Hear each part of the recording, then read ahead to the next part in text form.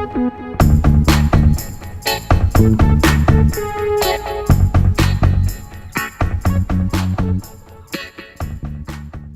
guys, and welcome to Eric's Creative. This is one of my first, videos for Eric's Creative, furniture and projects, because I make a lot of different stuff.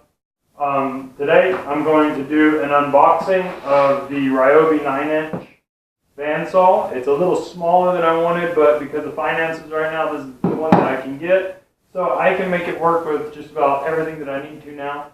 And then if I make enough money with this stuff, then later on I'll go and get the one that I really want.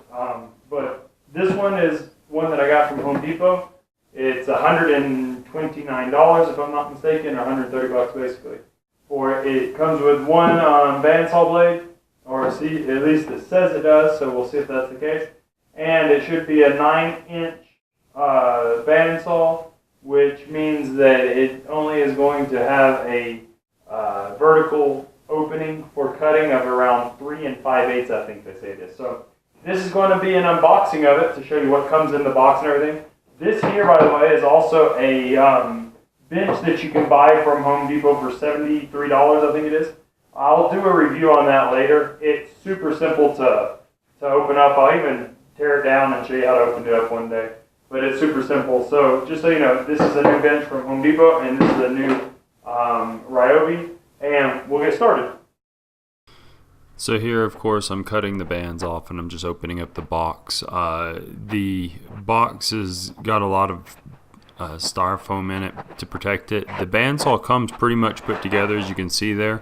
And in this upper piece of styrofoam, don't forget to get your miter gauge out of the styrofoam itself, or you'll accidentally throw it away because they have it pressed in there. And then the plate, or the shelf, the table, that's what it's called, is separate. You have to put that on as well. So other than that, it's pretty much put together. The blade, of course, is loose inside it, and there's some styrofoam stuck in a few different places on the bottom. You get a manual, of course, with it. And then here you just have to undo a little screw on the front of the table that allows the blade to slip through the slot, put the screw back in. And then on the back you have a T-handle, well, not really a T-handle, a pressure handle that you have to screw into a slot, and that will hold the table in place. And then you have to undo the cord, you get that together, and the blade here is loose, so you have to put the blade on the wheel and adjust the tensioner.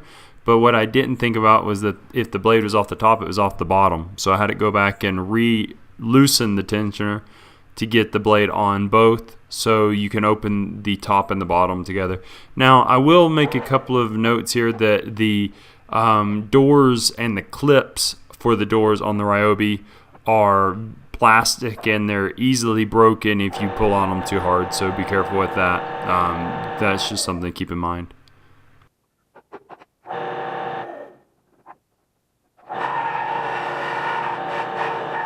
So you can see here I cut this. The blade that comes on the machine is a wood cutting blade, and it's a 1/4 inch. So it's what you pay for. It's $130 worth of a bandsaw. It comes with one blade, and it's a 1/8 inch blade, I think, a 1/4 inch, I'm sorry. And I don't remember how many teeth per inch it is, because I don't even know if it specifies in there.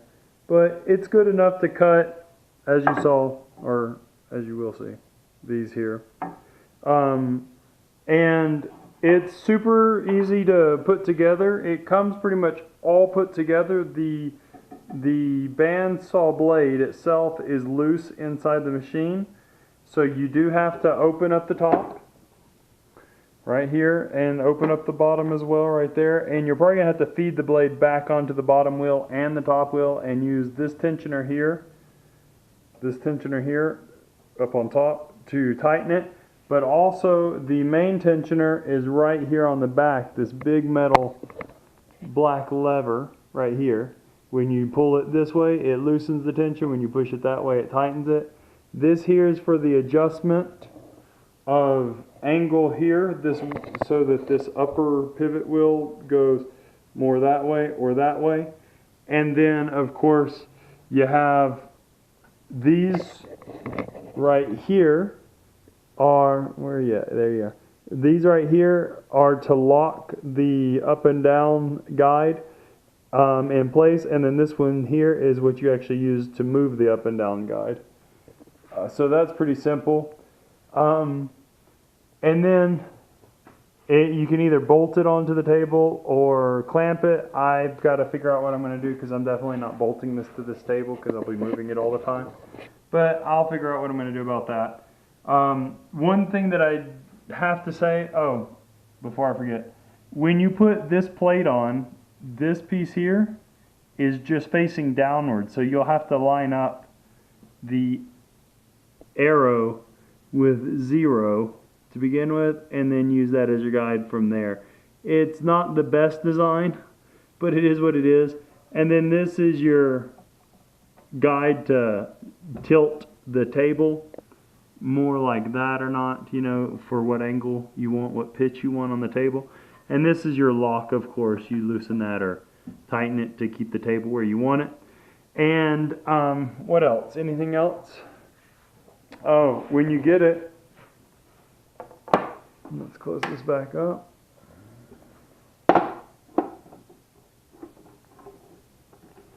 When you get it, this little yellow key will not be in there, and it does not work without it. You have to put the yellow key in there for it to turn on. So once you've turned it on, one thing I noticed that makes me kind of not like this as much as a better one is that this motor rattles like crazy. And yes, would it change a little bit if I had it clamped down or bolted?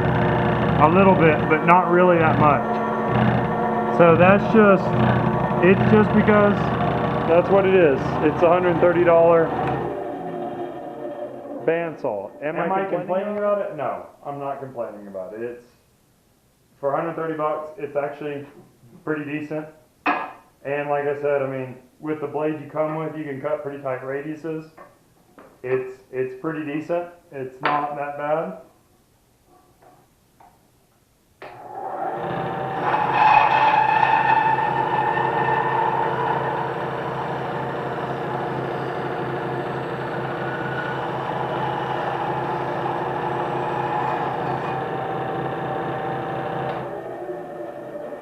I mean, it's not a bad radius cut for the blade that comes with it, and it cuts really smoothly. So, am I complaining? No, I'm not complaining. It is what it is. It's worth the money you paid for it so far. At least that's what it seems. I'll see how it goes with some of my other stuff. In the package, you do get a miter guide. How good is it? It's plastic, so it's not going to be an awesome guide. But it is a guide nonetheless. So, you know, it's not going to be the end of the world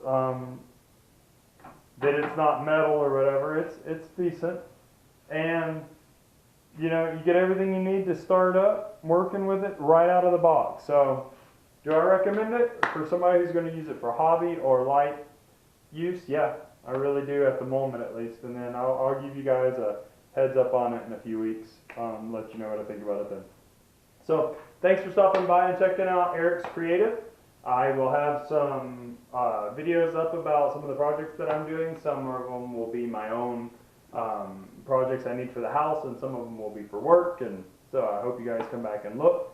And I will be showing you what I'm doing here in the near future with some of the handyman stuff I'll be doing, plus some of the stuff I do for sell and all that kind of stuff. So I hope that you guys like the show. Hope that you come back and watch another one, and I will see you in the next episode.